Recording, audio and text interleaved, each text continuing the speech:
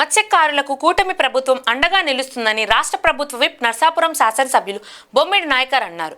పశ్చిమ గోదావరి జిల్లా మత్స్య సహకార సంఘాల అధ్యక్షులు మైలు వసంతరావు ఎఫ్డీఓ ఆధ్వర్యంలోని నర్సాపురం పట్నం ఎమ్మెల్యే కార్యాలయంలో వేటకు వెళ్లే మత్స్యకారుల బోట్లకు ప్రభుత్వం అందించే డీజిల్పై సబ్సిడీ కార్డులను అందజేశారు. ఈ సందర్భంగా విప్ నాయకర్ మాట్లాడుతూ కూటమి ప్రభుత్వం మత్స్యకారుల జీవనోపాధికి అన్ని విధాల సహకరిస్తుందని అన్నారు. ముఖ్యమంత్రి చంద్రబాబు మరియు ఉప ముఖ్యమంత్రి పవన్ కళ్యాణ్ మత్స్యకారుల జీవన స్థితిగతులను అభివృద్ధి పరచడమే లక్ష్యంగా పనిచేస్తున్నారని తెలిపారు. ప్రభుత్వం సముద్రంలో వేటకు వెళ్లే మత్స్యకారుల బోట్లకు డీజిల్పై అందిస్తున్న రాయితీని వినియోగించుకోవాలని అన్నారు. Okay sir.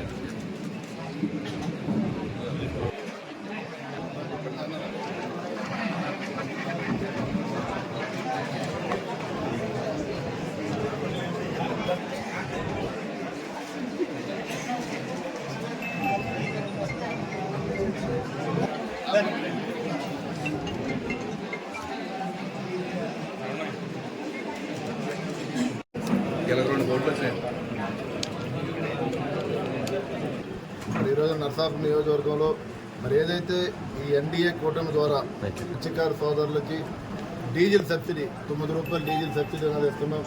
నెలకు వచ్చేటప్పుడు ఒక్కొక్క బోటు టీంకి అందరికీ కూడా 300 లీటర్స్ 300 లీటర్లకి 9 రూపాయలు చొప్పున మరి ఎన్డీఏ కూటమి ప్రభుత్వం సబ్సిడీ మీద ఒక్కో బోటుకి వచ్చి 2,200 రూపాయలు ఇవ్వడం జరుగుతుంది. మరి ఈరోజు నర్సాపురం నియోజకవర్గంలో అదేవిధంగా ఏదైతే పెద్ద బోటు ఉందో దానికి 3,000 లీటర్లకు సంబంధించి 27,000 ఇస్తున్నాం. చిన్న బోట్లకి అయితే 300 లీటర్లకి 2,700 ఇస్తున్నాం. ఈరోజు నర్సాపురం నియోజకవర్గం 9 మందికి మత్స్యకారు సోదరులకి మరి వారందరూ కూడా బోట్లతో మరి సముద్రంలోకి వెళ్ళి వేట మీద ఆధారపడే వారికి అందరికీ కూడా ఈరోజు నర్సాపురం 9 మందికి ఇవ్వడం జరుగుతుంది. ఈ రోజున అందరికీ కూడా ఇక్కడ ఎవరైతే ఉన్నారో లబ్ధిదారులందరికీ ఈ రోజున ఇక్కడ మత్స్యకారు సోదరులందరికీ ఇస్తున్నాం. అంటే ఒక్క విషయం మేము చెప్పదలుచుకుని ఈ ఎన్డీఏ కూటమి ద్వారా ప్రతి ఒక్క రాష్ట్ర పౌరుడికి కూడా ఆర్థికంగా వెనుకబడిన వర్గాలందరికీ కూడా ఒక మంచి జరిగే విధంగానే మరి గౌరవ ముఖ్యమంత్రి చంద్రబాబు నాయుడు గారు, గౌరవ ఉప ముఖ్యమంత్రి పవన్ కళ్యాణ్ గారి నాయకత్వంలో రాష్ట్రాన్ని అభివృద్ధి పథంలో ముందుకు తీసుకెళ్లే విధంగా మా ప్రయాణం ఉంటుంది.